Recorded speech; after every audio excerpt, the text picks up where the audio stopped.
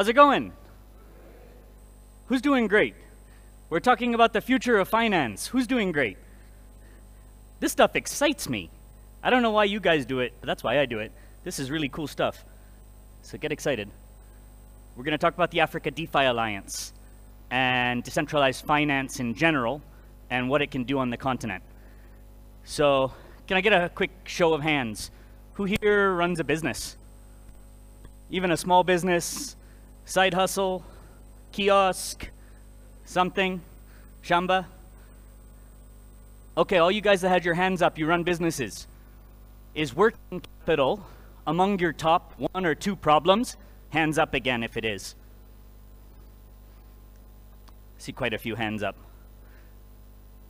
Seems like everybody on the continent struggles with working capital. Whether you're a small business, a big business, I get calls from all of them, and there's a lot of calls that everybody else gets from all of them.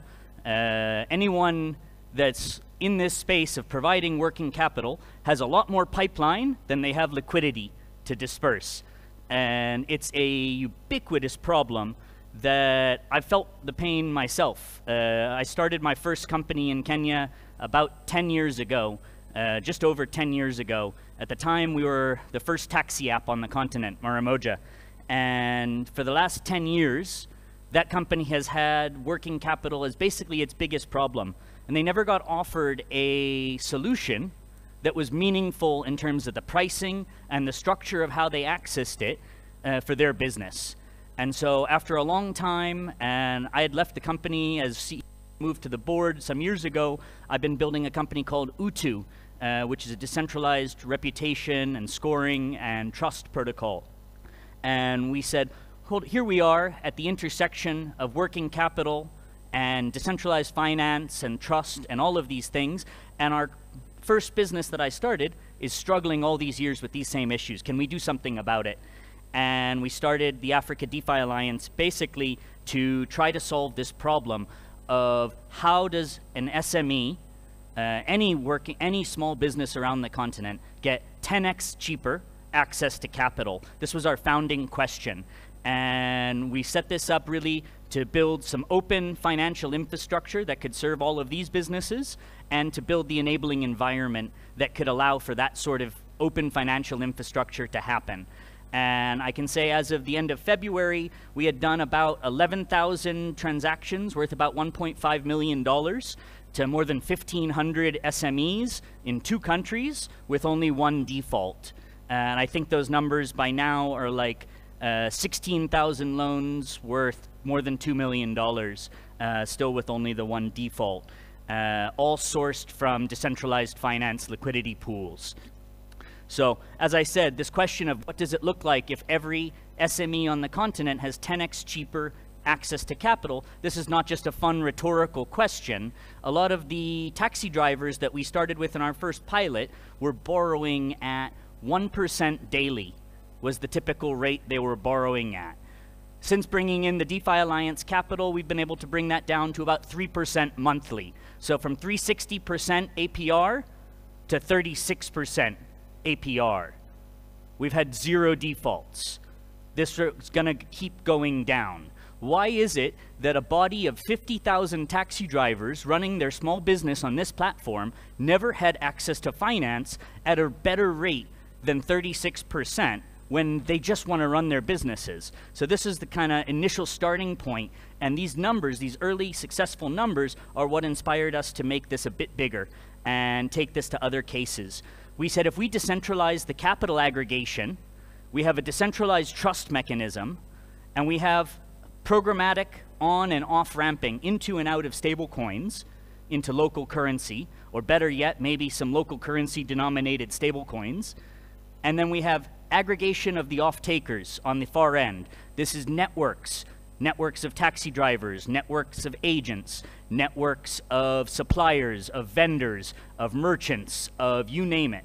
Any sort of network structure is really ideal for this whole construction, where we aggregate capital on-chain, score people using off-chain data like their transaction history on the platform, their M-Pesa history, and then if they pass, capital is released from an on-chain liquidity pool automatically.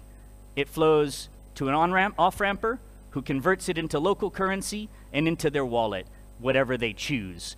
It happens pretty much instantly, and the costs are almost nil, aside from the basic APR that they pay.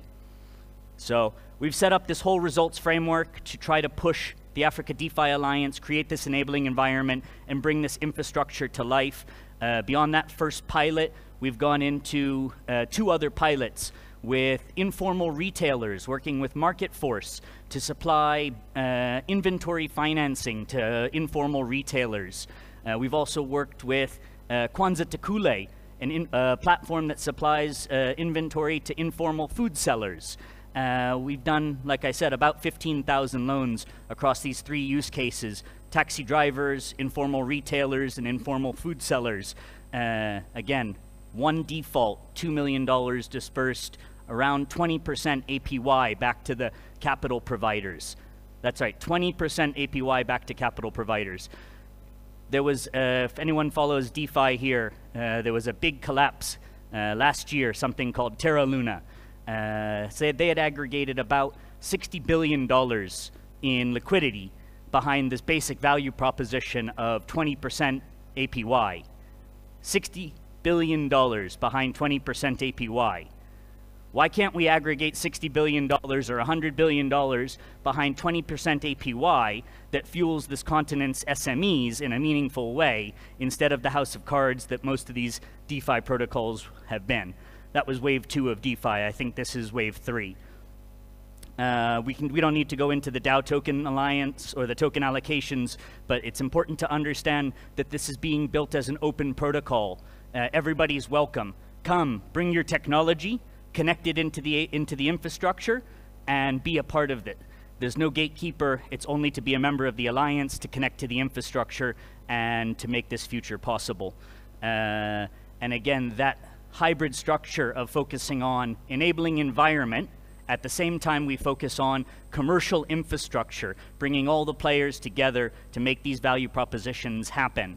We're not the only ones that are doing this, by the way. There's all sorts of companies, organizations, DAOs, building incredible things to make these types of things happen. There's huge global players like Emergo and Cardano that are pushing a lot of capital into the region. There's other blockchains like Celo, again, mobile first, that are pushing huge technology advances and accessibility advances with wallets. There's other layer 2s like Polygon. I don't know if anybody knows what these words are, deep blockchain things, but if you don't know now, you will know soon. Because the value propositions that can be created on top of these technologies are too powerful to be ignored. Just to say it's open and you're welcome to join us. I don't have too many more slides, as you see, but I have a lot more energy for Africa DeFi Alliance and for the possibilities of what decentralized finance can do for SMEs on the continent. And I'm really happy to answer people's questions about it.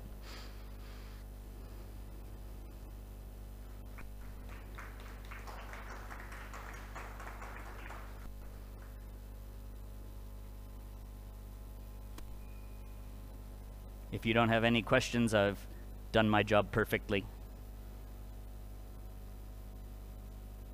If you want to find more about the Africa DeFi Alliance, you can go to africadefalliance.org, or you can find it on Twitter, Africa_DeFi.